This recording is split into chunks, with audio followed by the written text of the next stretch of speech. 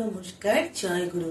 পরম প্রেমময় শ্রী শ্রী ঠাকুর অনুকূলচন্দ্রের প্রীতি বিধায়না গ্রন্থ থেকে কিছু অংশ পাঠ করছি। যারা পিতামাতাকে প্রিয় পরম হতে বেশি ভালোবাসেন তারা তার উপযুক্ত নয়কো। পুত্র কন্যাকে যারা তা হতে বেশি ভালোবাসেন তারা তার উপযুক্ত নয়। যে বা যারা দুঃখ কষ্টকে বরণ করে তাকে অনুসরণ করতে পারে না তারাও তার উপযুক্ত নয় গো।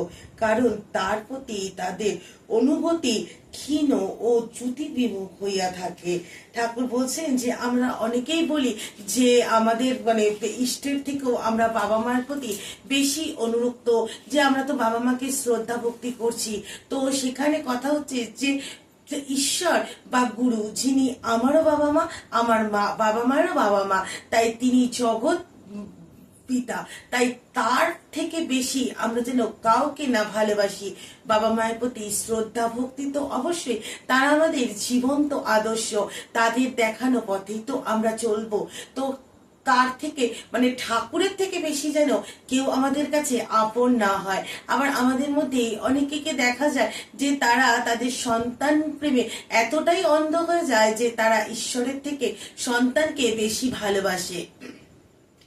তো এর কোনোটাই যেন আমরা না করি, তাহলে কিন্তু দুঃখ আমাদের জীবনে অনিবার্য হয়ে যাবে এবং আমাদের জীবনটা একটা ক্ষীণ শীর্ণতায় পরিপূর্ণ হবে। কারণ ঈশ্বর হলেন মঙ্গলময়, তিনি প্রত্যেকের মঙ্গল করেন। তাই আমার বাবা মায়েরও যেমন মঙ্গল করবেন তিনি, আমাদের সন্তানেদেরও ঠিক সেভাবে মঙ্গল করবেন। তাই আমরা শুধুই মাত্র গুরু বা প্রিয় পরম আমাদের আদর্শ, আমাদের ইষ্ট পরম প্রেমময় শ্রী শ্রী ঠাকুর অনুকূলচন্দ্রের প্রতি অনুগত থাকব।